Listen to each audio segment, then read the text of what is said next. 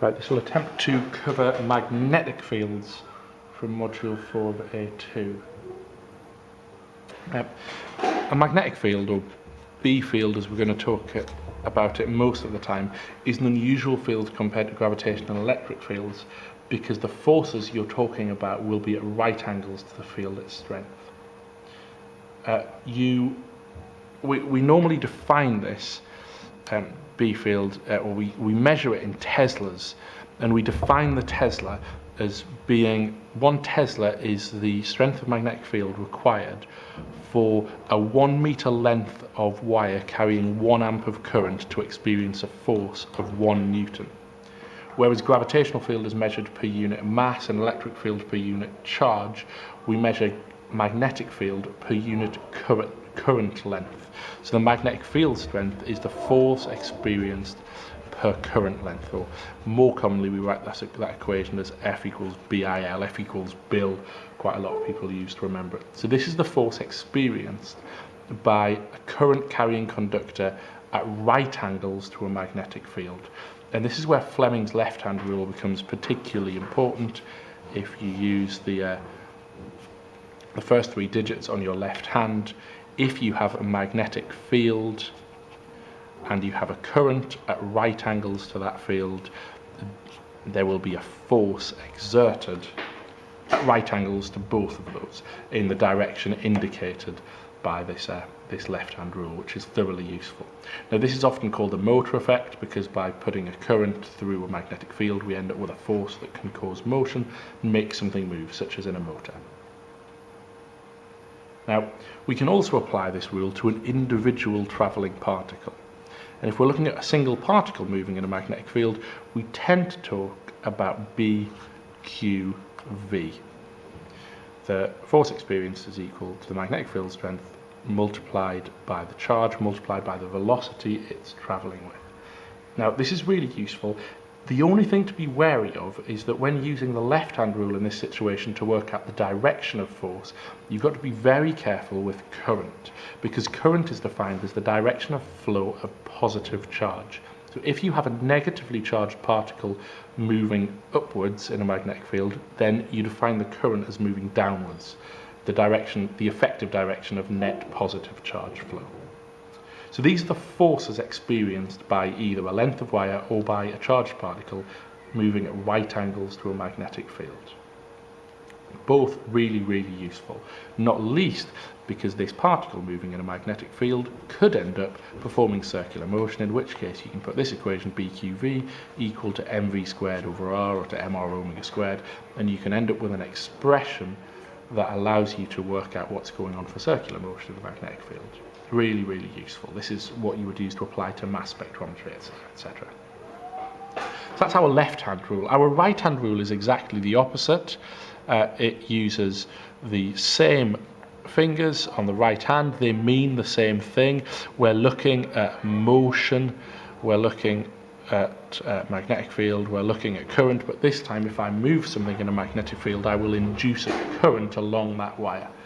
Now that's useful for simple situations, but in reality we're less worried about the current flowing in the wire and we're more interested in the EMF induced across that wire that causes the current to flow. Now to talk about this EMF we need to understand a few different concepts. We've talked previously about that being a magnetic field strength, and it is, but we can redefine that as magnetic flux density. Now, magnetic flux is one of the most difficult concepts to understand in this A level. Basically, the flux is the amount of magnetic field a given wire or coil is interacting with. And we define flux with this symbol phi. It's measured in Webers, that's symbol WB, and we say that phi is equal to BA. The flux is equal to the magnetic flux density multiplied by the area of a coil. So if you imagine for a moment I have magnetic field lines thus, and I put a coil of wire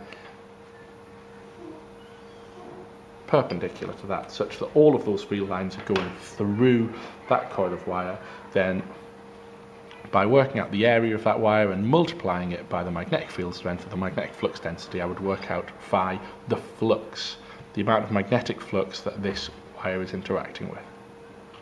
Now, that's very useful, but in reality we very rarely work with a single loop of wire. We often work with coils of wire with multiple turns, and if I have n turns, then this whole effect is multiplied by n, because these magnetic field lines are being interacted with by each individual turn, so I end up with this multiplied by n. So I sometimes say that n phi is equal to BAN. Now, mathematically this is a redundant step. I've just multiplied both sides by n. But this value here, n phi, we call the magnetic flux linkage. And this is a really, really useful value, because according to Faraday's law, this flux linkage determines what EMF I can have induced. In fact, Faraday's law says that the induced EMF is equal to the rate of change of magnetic flux linkage.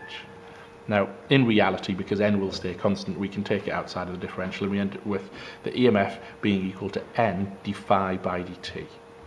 Now, Lenz came along and he came up with a law himself that said that the direction of any induced EMF will be such that it will try to oppose the change causing it. So if, for example, I stuck the north pole of a magnet into this coil of wire, it would have an EMF induced across it, trying to turn itself into a north pole to repel that changing magnetic field. Magnetic fields will always try to resist change. And that minus sign added to Faraday's law turns it into Lenz's law, that says the EMF will be in a direction that opposes the change causing it.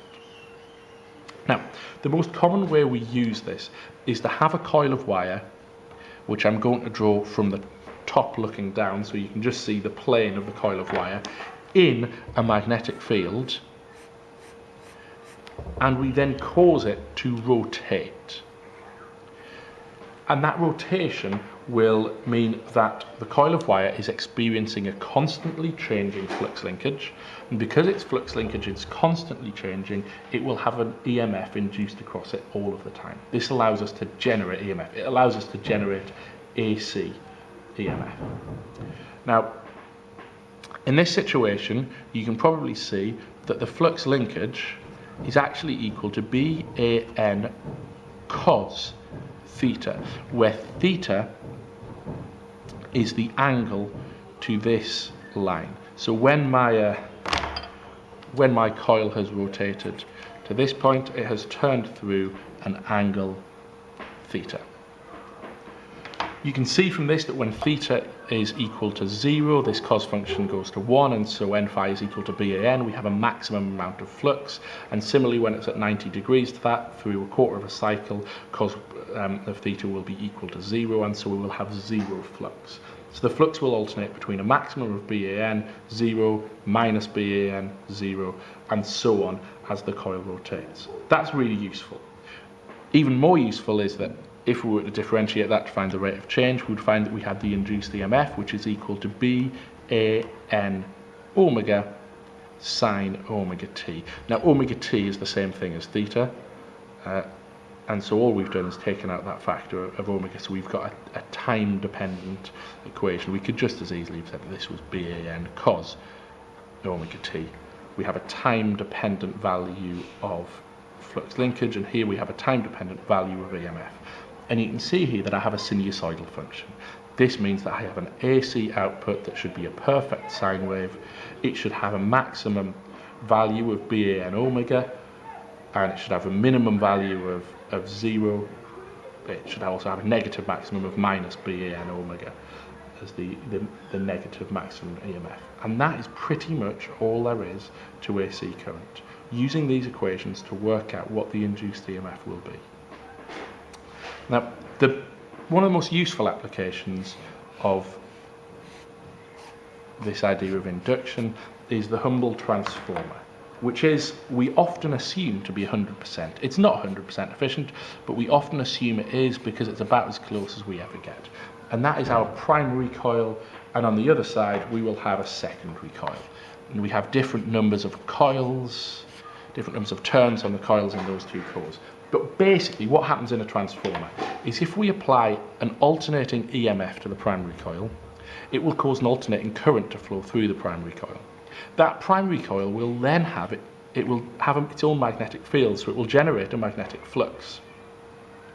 That flux itself will be alternating because the current's alternating. So the secondary coil will experience a constantly changing magnetic flux. That means it's experiencing a rate of change of flux linkage, which means it will have an alternating EMF induced across it, which means that an alternating current will flow through it. So this means that two separate coils of wire, which are not electrically connected, are able to, if you like, communicate with each other. The energy from one is able to be transmitted to the other by virtue of this magnetic field. How do we make it work, and how do we make it work well? Well, first of all, we need a core that has to be made of soft iron. It needs to be soft iron so that it's magnetically easy to magnetize and demagnetize and remagnetize in the opposite direction. That is a really key way of avoiding energy losses. We also need it to be laminated. What that means is that it's made of alternating sheets of insulator and iron. That prevents eddy currents from flowing in the core. Because the core itself is a conductor and in a changing flux linkage, it would end up with small currents flowing in it, which would waste a lot of heat energy. So really important that we have a laminated core. In reality, we will often make this core to have 3 spokes, if you like, and put both coils around the same column such that they share exactly the same flux to maximize the amount of flux from the primary coil that the secondary coil is experiencing. And finally, we will make sure that we have low resistance wires to minimize the losses as heat of the current flowing in those 2 different coils. Now, the power of this primary coil will just be IV. The power of the secondary coil will just be IV. Now, assuming 100% efficiency, those 2 things will be equal. If, for some reason, this isn't 100% efficient, and you can assume it is unless you're told otherwise by the examiner, the efficiency will be ISVS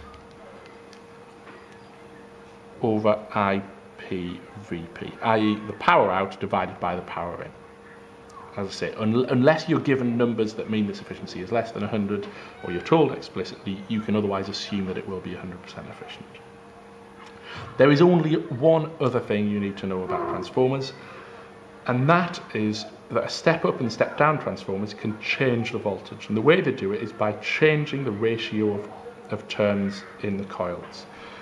The number of turns in the primary over the number of turns in the secondary, that ratio of turns is the same as the ratio of voltages. So if I have twice as many turns on the secondary, it will be a step-up transformer that will double the voltage. That's really easy to use and apply. The reason for that is that whatever flux this is generating, if this has twice as many coils, it will interact with that flux twice as much, and so will double the EMF induced.